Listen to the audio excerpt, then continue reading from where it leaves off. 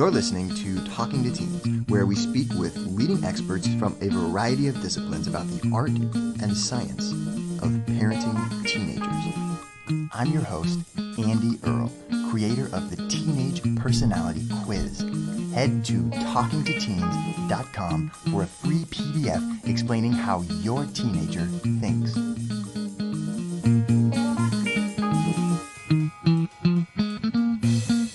We're here today with Dr. Stephen Sloman. He is the author, along with Philip Fernbach, of the phenomenal book, The Knowledge Illusion: Why We Never Think Alone. Dr. Sloman is a cognitive psychologist and a professor at Brown University, and he studies knowledge and how we have gaps in our knowledge that we're not aware of, and where those come from, and how we can become more aware of them. I just thought this book was fascinating, and it's not specifically about teenagers, but so many things in this book hit me as issues that are very, very prevalent during the teenage years. So I'm very excited to talk to you today about the ideas from your book and see if we can come up with anything that parents might find helpful in dealing with teens. So thank you so much for coming on the show today. Well, thanks so much for having me, Andy. It's a great pleasure to be here, and I hope I have something to contribute to the conversation. So the very first thing right in the introduction here that I thought was really interesting, that is a kind of a theme of the book, is what is thinking even for? Why do we even think? And what's the point of it? Well, what we propose in the book is that thinking is an extension of action, right? People, like all organisms, aren't designed to act, right? That's how we evolved, in order to act successfully in the world. And the main function of thought, we think, is to make that action more effective. If you consider what it is we think about how the world works, what's going to happen in the future, what happened in the past and why it happened, who our relationships are, and how we can get things done. And all of that ties into the question, how can we act in such a way as to make our situation better? Okay, so thinking is in order to help us act more effectively in the world. Well, what kinds of thinking is going to be best for that? Sometimes mathematical thinking will be helpful, right? Like, it's often useful to count how many pieces of fruit we have so that we can distribute them fairly. But the truth is that mostly what we need to know in order to act effectively is how the world works.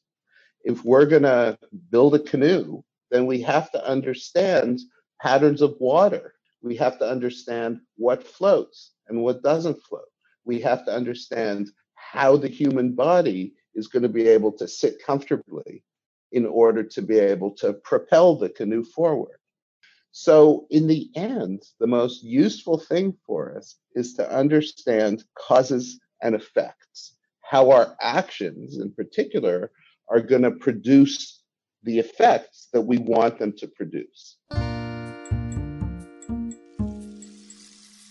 So the second big idea of the book is that we kind of tend to think we know more than we really do. This idea of the illusion of explanatory depth. Can you explain what is the illusion of explanatory depth and how does this test work? Sure. So what Leon Rosenblatt and his advisor at Yale, and Frank Kyle, did was they took a bunch of everyday objects like zippers and ballpoint pens and toilets, and they said to people, how well do you understand how these things work? Rate on a 1 to 7 scale your understanding of how these things work. So people gave a number, and they indicated that they felt they had a pretty good understanding of how these things work. And then Rosenblatt and Kyle said to them, okay, now explain in as much detail as you can how they work. Give as full and complete an account as possible of the functioning of these everyday objects. And what happened is they basically stumped people. People went, and they really didn't have much to say. So then when Rosenblatt and Kyle again said to them, how well do you understand how these things work? People lowered their ratings. In other words, people themselves admitted that they had lived in an illusion of understanding, that they had thought they had understood how these things work better than, in fact, they do. People live in this illusion that they understand when, in fact, they don't. So this, I think, is fascinating because it's something that parents of teenagers talk about a lot. They just think they know everything, but they really have so much to learn. And how can I just help them see that, they're not really all so smart as they think they are, and they maybe need to be a little more humble and not jump into risky situations with so much confidence. To me, this is a really interesting idea, and you guys keep hitting on it throughout the book, and you have go into a lot of depth and have some really cool solutions or ideas on how to combat it in the end.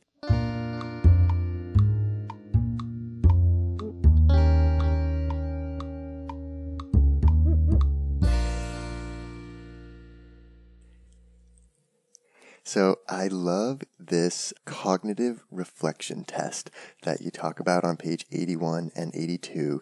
And you have these questions that come from a book of riddles originally, but one of them is a bat and a ball cost $1.10. The bat costs $1 more than the ball. How much does the ball cost? And most people say 10 cents, which is not the right answer. In a lake, there's a patch of lily pads. Every day, the patch doubles in size. If it takes 48 days for the patch to cover the entire lake, how long would it take for the patch to cover half the lake? The first answer that comes to mind is 24, which is incorrect. And then this last one was, if it takes 5 machines 5 minutes to make 5 widgets, how long would it take 100 machines to make 100 widgets? And no, it's not 100. But yet, that's the answer that we just really want to say. So I love this test, but what is it? Why is this important? And what does this test teach us about the way people think? So I love the test too. And it was developed by a guy named Shane Fredericks. And I think the basic thing it illustrates best is that there are two different kinds of thinking, right? There's the kind of thinking that generates intuitions. So consider the first question. A bat and a ball cost $1.10. The bat costs $1 more than the ball. How much does the ball cost? Almost everybody has 10 cents come to mind. Right. So we don't know why it comes to mind or how it comes to mind. And in fact, despite a bunch of studies, we still don't really understand why 10 cents comes to mind, but it does. It's an intuitive response. But we can try to verify it. That is, we could do a little arithmetic and figure out whether it's the right answer. And if we do that arithmetic, we discover, well, if the ball costs 10 cents and the bat costs $1 more, then the bat costs $1.10. And together they cost $1.20. So that's the Right. wrong answer because together they're supposed to cost $1.10. Right. So it's not that it's hard to figure out the right answer. It just requires a little bit of deliberation. So I think what this test shows is that first, there's a distinction between intuition, answers that just pop to mind, and deliberation. That deliberative process is a different kind of cognitive process. But what's really interesting about the test is that some people pass it with flying colors, though most people don't. So, what does it take to pass it with flying colors? Well, you have to be able to suppress that original response. You have to say, oh, I'm not going to respond 10 cents. First, I'm going to check to see if I'm right. And if you suppress that response, you can figure out that you're wrong and compute the right response. But most people just don't. Most people just blurt out what comes to mind. Right. And in fact, it seems to me that's exactly how we think about many teenagers, right? Yeah. So that's why I bring it up. They just do the first thing that comes to their head. Oh, that sounds fun. Let's do it. Yeah. Without taking that moment to just assess the, hey, well, I have this impulse that maybe it would be fun to do this crazy thing. But let me just like think that through for a second and see if it really adds up, and oh no, actually, wait a minute. On second thought, it doesn't. Maybe I shouldn't do that. And it occurs to me that that's, what all parents would hope that their teenager would do. And so it's fascinating to me that, this isn't just a teenage problem. This is a people problem. This is a human brain kind of problem. But it does seem like it's really apparent during the teenage years. So I guess I just was wondering if there's anything that helps that or that would help your teenager to get better at like taking that extra second and just thinking about it before they blurt it out or say, yeah, let's do it. Yeah. Well, that's a great question and a critical question. And before I get to that, let me just say a couple of things. When I was thinking about what I was going to say on your show, because, what do I know about teenagers? I mean, I did raise two of them, so that's pretty much the extent of my knowledge. But, so I was thinking about what I would say on your show, and what I thought was, well, teenagers are people too, right? And what I can say is that all of these complaints we have about teenagers and the concerns we have and the difficulties we have in communication are complaints and concerns and difficulties that we have with everybody, right? There's, in a sense, there's nothing really special about teenagers as far as I can tell, except that, perhaps they've developed fewer strategies for dealing with the kinds of conflicts and challenges that everybody deals with. In order to provide an answer to your question, I'd like to raise the sort of the second big idea of the book, which is an attempt to explain why it is that people live in this illusion of understanding. And what we propose is that we live in this illusion of understanding because we fail to distinguish what we know from what others know. So I think I understand how a toilet works because there's a plumber who understands how the toilet works, and I have access to the plumber's knowledge. So the knowledge is actually sitting in the plumber's head, not in mine, but I can use that knowledge. And in general, we've developed in tribes, in societies, and communities in which we're not limited to our own personal knowledge. We have access to all kinds of knowledge in the heads of the people around us. So the reason we have this illusion that we understand how things work is because there's a sense in which we actually do understand. It's just not our personal individual selves that understand, it's our communities that Yeah, understand. we understand. Exactly. And yet we succeed as a community. And we're constantly, like every moment of the day, we're taking advantage of that. We're taking advantage of knowledge that sits in other people's heads. And we do it. So what's interesting is that we do it without complete awareness that we are dependent on other people, right? That's the illusion of understanding. We think it's in our heads. Why? Well, because for the most part, it doesn't really matter, right? Like as long as I can use the technology, it just doesn't matter that I don't understand it. It doesn't matter until something breaks. Right. So when you think about that from a teenager's perspective, right? Like here they are wondering what they should believe, how they should behave in the world, who they should identify with.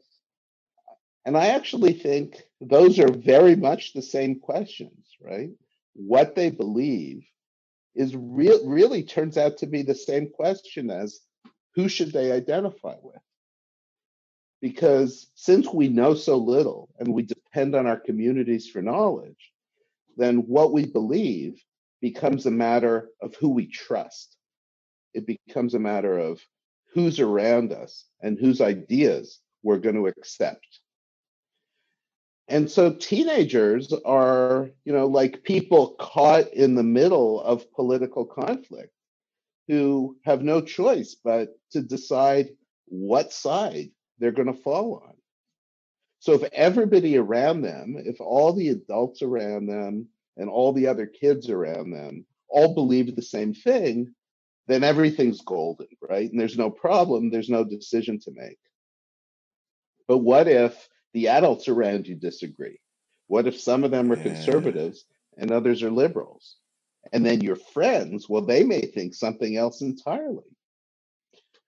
So now you have to decide which community you're gonna go with. And there are huge consequences to this choice. Because it not only determines what you believe and how you're gonna act, it also determines who's gonna like you and who's gonna hate you.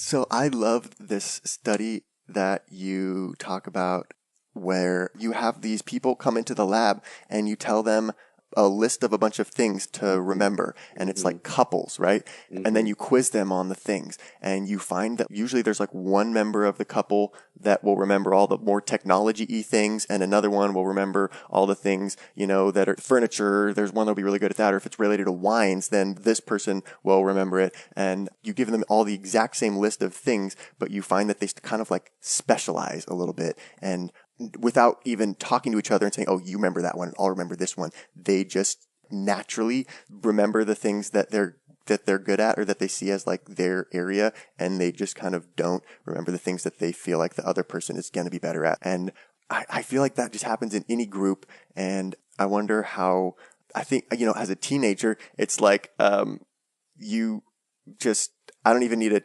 try to figure out some of this stuff, like, because there's someone else in my group who's got that or who knows that and makes choices for us in this area or in that area, and how to be cool or in how to get girls, because there's someone who's better at that than me, and I'll just let him tell me what to do when it comes to this or that, when it comes to working out or when it comes to whatever. mhm. And so how do you help your kids start to like see that and be more conscious about what things they, want to get good at and when they want to just defer to other people?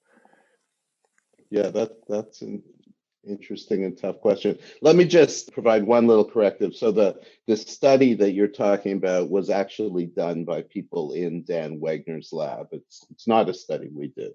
They refer to it as transactive memory, and basically the idea is that memory gets distributed over a group. That if you're a wine expert and people are talking about wine, then you'll remember what they said. But if you're not a wine expert, if you're instead the football expert and people are talking about wine, then you won't even hear it if the wine expert is in your group. If the wine expert is hearing it, then you'll just sort of automatically give them responsibility for remembering that information.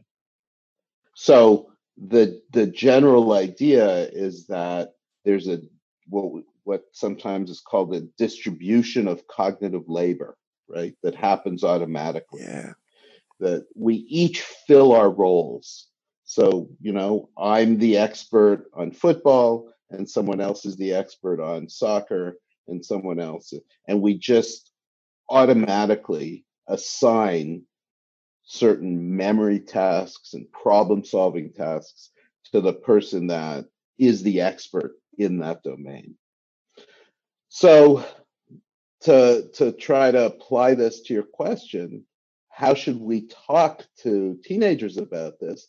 I think what we have to do is acknowledge that there's a tension, right? Because on one hand, we can't all be responsible for everything, and the teenager can't be responsible for everything. If the teenager is bad at math or not interested in math, then they're bad at math, not interested in math. We can't all be all things to all people. Right, right. Hopefully, they have some specialty, they have something that they bring to the table, right? That they are the local expert on.